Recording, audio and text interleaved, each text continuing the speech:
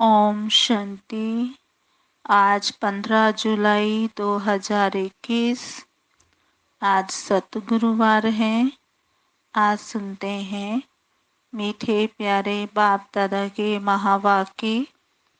बाबा ने कहा, मीठे बच्चे, तुम विकारों का दान दे दो तो राहु का ग्रहण उतर जाएगा। दे दान तो छूटे ग्रहण। प्रश्न। वृक्षपति बाप अपने भारतवासी बच्चों पर बृहस्पति की दशा बिठाने के लिए कौन सी स्मृति दिलाते हैं? वृक्षपति बाप अपने भारतवासी बच्चों पर बृहस्पति की दशा बिठाने के लिए कौन सी स्मृति दिलाते हैं? उत्तर। हे भारतवासी बच्चों, तुम्हारा आदि सनातन देवी देवता धर्म अति श्रेष्ठ था। तुम सर्वगुण संपन्न 16 कला संपूर्ण थे। तुम मुझ सागर के बच्चे काम चिता पर बैठ काले हो गए हो। ग्रहण लग गया है। अब मैं तुम्हें फिर से गोरा बनाने आया हूँ। यह स्मृति आने से बृहस्पति की दशा बैठ जाती है। गीत है ओम नमः शिवाय। ओम शांति। ओम शांति। ये किसकी महिमा सुनी? ओम नमः शिवाय किसकी महिमा है? तो कहेंगे बेहद के बाप की, ऊंच ते ऊंच बाप परम पिता परमात्मा की महिमा है। लौकिक बाप के लिए तो सब ऐसे नहीं कहेंगे। बच्चे जानते हैं सब आत्माओं का पारलौकिक बाप वह है ऊंच ते ऊंच। उनका नाम ही है शिव। बिगर नाम रूप के तो कोई चीज होती नहीं। इस समय सबको राहु का ग्रहण लगा हुआ है, इसलिए इनको आयरन एस्ट वर्ड कहा जाता है। दशाएं भी होती हैं, बृहस्पति की दशा, शुक्र की दशा, शनि की दशा। बाबा कहते अब तुम्हारे ऊपर है बृहस्पति की दशा, जिसकी महिमा सुनी। ऊंच ते ऊंच भगवान शिव बाबा, उनका असुल नाम है शिव। बाकी किस्म किस्म के अनेक नाम रख दिए हैं, असुल नाम है शिव बाबा। बाप समझाते हैं मैं बीज रूप चैतन्य हूँ। सत चित कहते हैं ना। बाबा ने कहा, कहते हैं ना मैं सत्य हूँ, चैतन्य हूँ। फिर कहते हैं सुख का सागर है, आनंद का सागर, शांति का सागर है। महिमा उस एक की ही है। भारतवासी महिमा गाते हैं, परंतु समझते कुछ भी नहीं। एकदम पत्थर बुद्धि हो गए हैं। पत्थर बुद्धि किसने बनाया? तो कहेंगे रावण ने। सतयुग में भारतवासी पारस बुद्धि थे। आज से 5000 वर्ष पहले ये भारत पारसपुरी था, जिसमें देवी देवता रहते थे। भारत ही अविनाशी खंड गाया हुआ है। भारत में ही पारस बुद्धि देवता थे। इस समय पत्थर बुद्धि पतित रहते हैं। अब पतित कैसे बनते हैं, ये भी बाबा ने समझाया है। द्वापर युग से जब काम चिता पर बैठे हैं तो काले बन जाते हैं। काम अग्नि से सब भस्म हो गए हैं। उसमें भी खास भारत की बात है। भारत में पारस बुद्धि देवताओं का राज्य था। उसको ही विष्णुपुरी राम राज्य भी कहा जाता था। ये बाप आकर बताते हैं, मीठे मीठे लाडले बच्चों, जब तुम सतयुग में थे, सर्वगुण संपन्न थे। ये तुम्हारी महिमा है, वहाँ विकार होते नहीं। द्वापर से रावण 5 विकारों का राज्य शुरू होता है, तो राम राज्य बदलकर रावण राज्य शुरू होता है। अभी ग्रहण लगा हुआ है, बिल्कुल ही भारत काला हो गया है। बृहस्पति की दशा सबसे अच्छी होती है। भारत पर बृहस्पति की दशा सतयुग में थी। फिर त्रेता में शुक्र की दशा, तो 2 कला कम हो गई। उसको कहा ही जाता है सिल्वर एज। फिर द्वापर, फिर कलयुग आया, सीढ़ी उतरते आए। शनिचर की दशा हुई। इस समय सब राहु की दशा है। सूर्य को ग्रहण लगता है तो कहते हैं ना, दे दान तो छूटे ग्रहण। अब रूहानी बाप बच्चों को समझाते हैं, ये है रूहानी ज्ञान। ये कोई शास्त्रों का ज्ञान नहीं है। शास्त्रों के ज्ञान को भक्ति मार्ग कहा जाता है, और सतयुग त्रेता में भक्ति होती नहीं। पहले है ज्ञान, फिर भक्ति, फिर है वैराग्य। अर्थात इस पुरानी दुनिया को छोड़ना होता है। ये है रुद्रवर्ण। विराट रूप भी दिखाते हैं। ब्राह्मण, देवता, क्षत्रिय, वैश्य, ये भारत की ही कहानी है। विराट रूप भी बनाते हैं, परंतु पत्थर बुद्धि समझते नहीं। पत्थर बुद्धि क्यों है? क्योंकि पतित है। भारतवासी ही पारस बुद्धि थे, संपूर्ण निर्विकारी थे। आज से 5000 वर्ष पहले भारत स्वर्ग था और कोई खंड नहीं था। ये बाप समझाते हैं। ये राजयोग कौन सिखाते हैं? तो कहेंगे शिवाचार्य। ये है ज्ञान का सागर। कोई मनुष्य को ज्ञान का सागर, सर्व का सदगति दाता, सर्व को पति से पावन बनाने वाला नहीं कह सकते हैं। बाप खुद ही आते हैं दुख से लिबरेट करने, फिर गाइड बन साथ ले जाते हैं। उनको रूहानी पंडा कहा जाता है। बाप कहते हैं, मैं तुम सर्व आत्माओं का पंडा हूँ, सबको वापिस ले जाऊंगा। मेरे जैसा गाइड कोई होता नहीं। कहते भी हैं, हे God father. God father is liberator, guide blissful. सबके ऊपर रहम करते हैं, क्योंकि सब सागर के बच्चे काम चिता पर बैठ जल मरे हैं। उसमें भी खास भारत की बात है। बाप कहते हैं, तुम 16 कला संपूर्ण, संपूर्ण निर्विकारी थे। अब काम चिता पर बैठ तुम क्या बन गए हो? अब फिर बाप आए हैं वृक्षपति। बाप आकर मनुष्य मात्र पर बृहस्पति की दशा बिठाते हैं।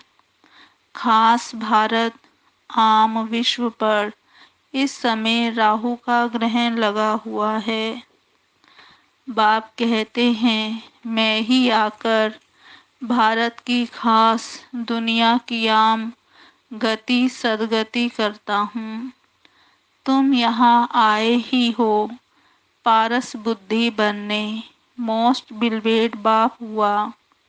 सब आशिकों का माशुक एक ही है। सब नेशन में लिंग जरूर बनाते हैं, क्योंकि सबका बाप है ना। शिव के मंदिर भारत में बहुत हैं, जिसको शिवालय कहते हैं, रहने का स्थान। सतयुग में है देवी देवता धर्म के मनुष्य।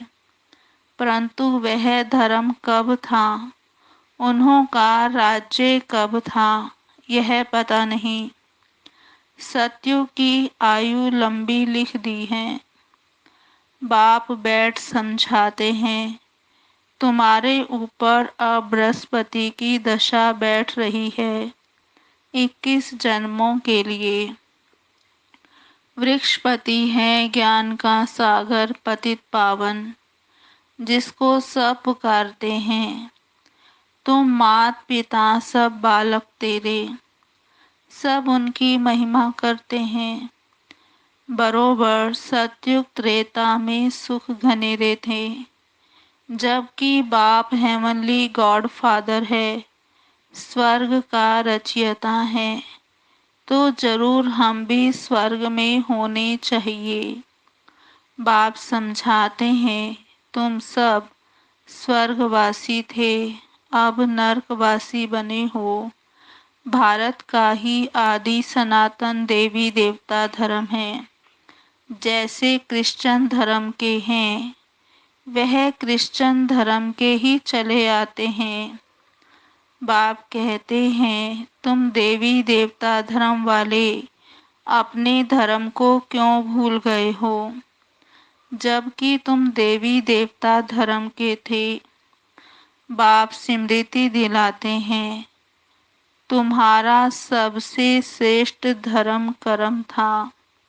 अभी तुम नीच पापी कंगाल बन गए हो। तुम हो ही देवताओं के पुजारी, फिर अपने को हिंदू क्यों कहलाते हो। भारत का ये क्या हाल हो गया है। जो देवता धर्म के हैं, वह विकारी बनने के कारण अपने को देवता कहलाते नहीं। बाप कहते हैं, अभी इस पति दुनिया का अंत है, महाभारी लड़ाई भी खड़ी है। भगवानुवाच, हम तुमको सत्युग के लिए राजयोग सिखलाता हूँ। भगवान तो एक ही है, हम उनके बच्चे शालिग्राम हैं। बाप कहते हैं, तुम जो पूज्य थे, वही पुजारी भगत बन गए हो। अब फिर ज्ञान लेते हो पूज्य देवता बनने के लिए। फिर द्वापर से पूज्य सो पुजारी बन जाएंगे। तुम पूरे 84 जन्म लेते हो। जिन्होंने 84 जन्म लिए हैं, वही आकर ब्रह्मा कुमार कुमारी बनेंगे।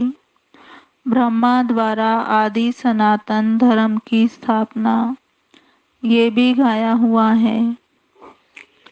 प्रजापिता है तो बहुत बच्चे भी होंगे, वह तो जरूर यहाँ ही चाहिए।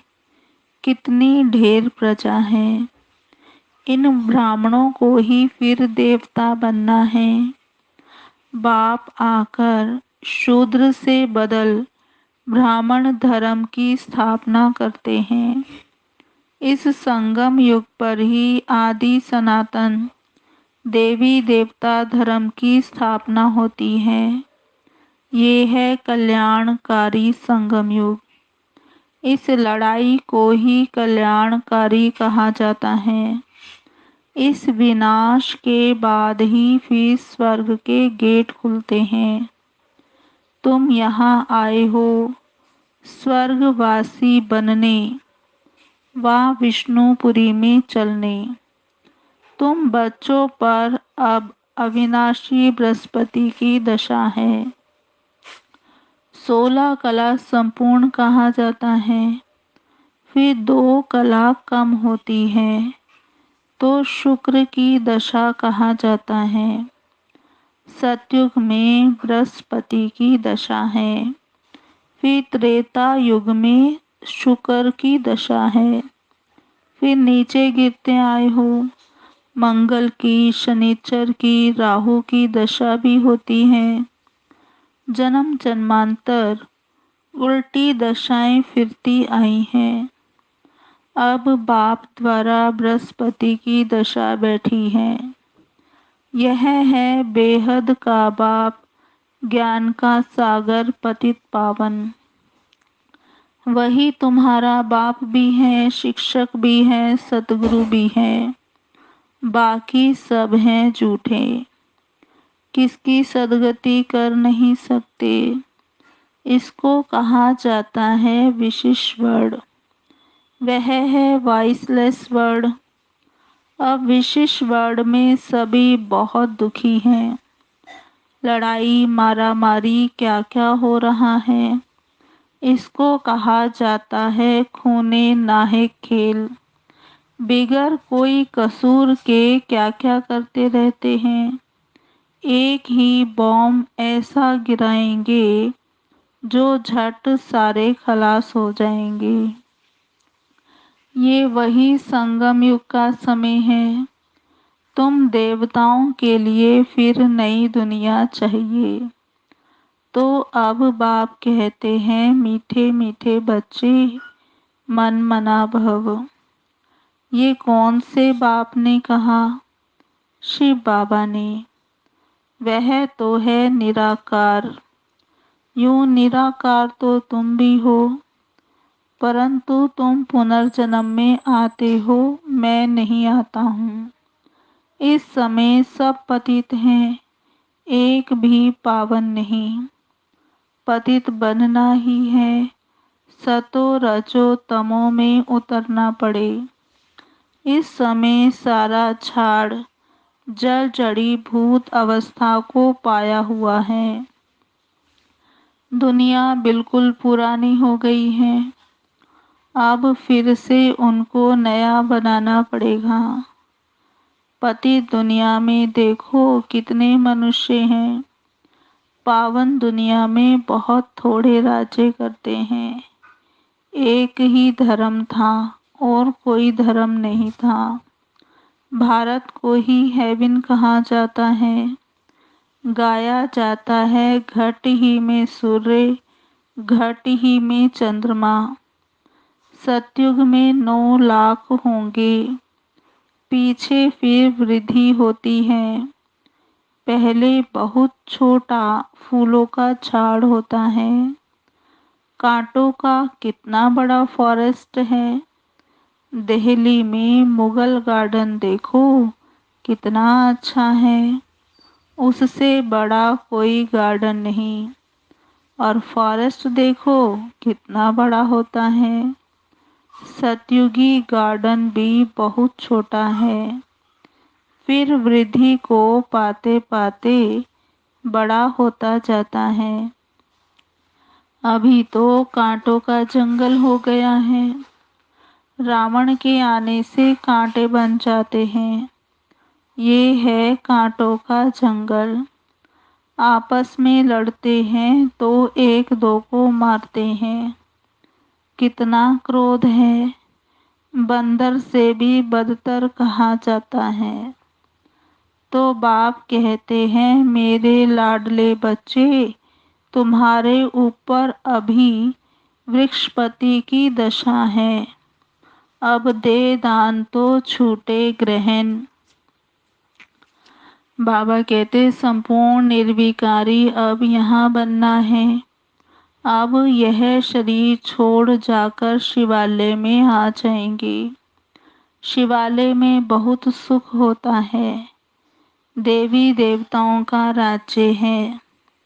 सतयुग को कहा जाता है शिवालय, कलयुग को कहा जाता है वेश्यालय। ये वेश्यालय रावण ने स्थापन किया है। अब बाप कहते हैं पति से पावन बनना है। कैसे बनेंगे?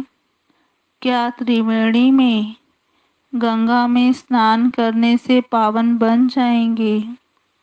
ये तो जन्म जन्मांतर करते आए हो। करोड़ों मनुष्य जाकर स्नान करते हैं। बहुत नदियां, नाले, तालाब आदि हैं। जहाँ पानी देखते हैं जाकर स्नान करते हैं, क्योंकि अपने को पतित समझते हैं। अब पारसनाथ तुम्हारी पारस बुद्धि बना रहे हैं। तो ऐसे पारसनाथ बाप को कितना प्यार से याद करना चाहिए। अच्छा, मीठे मीठे सिकिलधे बच्चों प्रति माता पिता बाप दादा का याद प्यार गुड मॉर्निंग। रूहानी बाप की रूहानी बच्चों को नमस्ते। हम रूहानी बच्चों की रूहानी बाप दादा को याद प्यार गुड मॉर्निंग, नमस्ते नमस्ते नमस्ते। सदा रहेंगे हंसते, बनेंगे फरिश्ते, चलेंगे परम धाम के सीधे रास्ते। ओम शांति। अभी सुनते हैं धारणा के लिए मुख्य सार। पहला, इस कांटों की दुनिया से फूलों के बगीचे में जाने के लिए जो भी कांटे हैं, विकार हैं, उन्हें निकाल देना है। पारस बनाने वाले बाप को बड़े प्यार से याद करना है। दूसरा, इस कल्याणकारी संगम युग पर शूद्र से ब्राह्मण सो देवता बनने का पुरुषार्थ करना है। राहु के ग्रहण को उतारने के लिए विकारों को दान देना है। आज का वरदान है, संगठन में एक मत और एक रस स्थिति द्वारा सफलता प्राप्त करने वाले सच्चे स्नेही भव।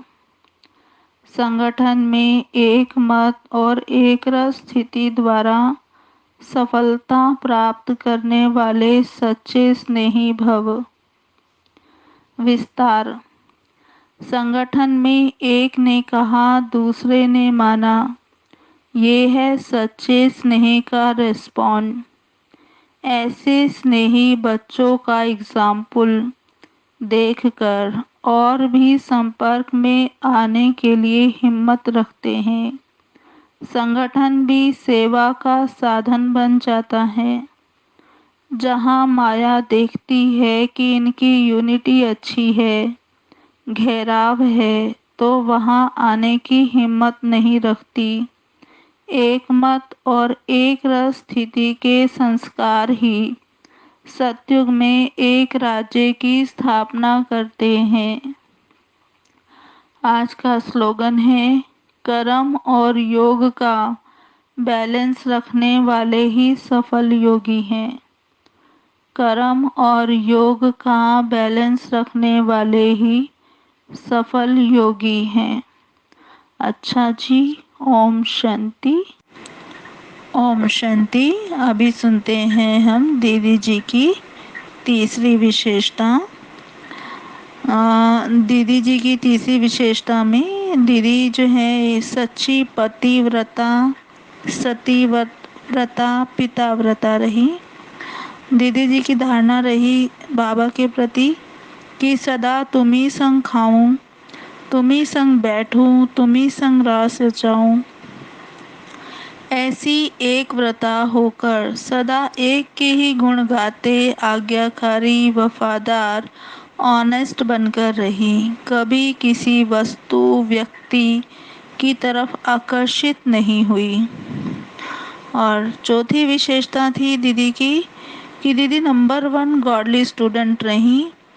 दीदी लौकिक में कभी भी स्कूल में नहीं गई, लेकिन भगवान का नंबर 1 स्टूडेंट बनकर आप सबकी टीचर बन गई। मम्मा के बाद यज्ञ में दीदी का ही नंबर था। दीदी हेड थी यज्ञ को संभालने वाली, तो दीदी जो है सबकी टीचर बन गई। और आप जब भी मुरली क्लास में जाती थी या कोई भी क्लास में जाती थी, तो आप कभी भी बिना कॉपी पेन के नहीं गई। आपको बाबा के महावाक्यों से, मुरली से अति प्यार था। बहुत ध्यान से सबसे आगे बैठकर मुरली सुनती और उनसे बहुत अच्छे गूढ़े प्रश्न निकालती थी और उनसे सबको रिफ्रेश करती थी। तो ये थी दीदी की आज 2 विशेषताएं। अभी हम सभी 10 मिनट बाबा को याद करेंगे। ओम शांति। आज की मुरली के स्वमान। मैं आत्मा 16 कला संपूर्ण हूँ। मैं आत्मा 16 कला संपूर्ण हूँ।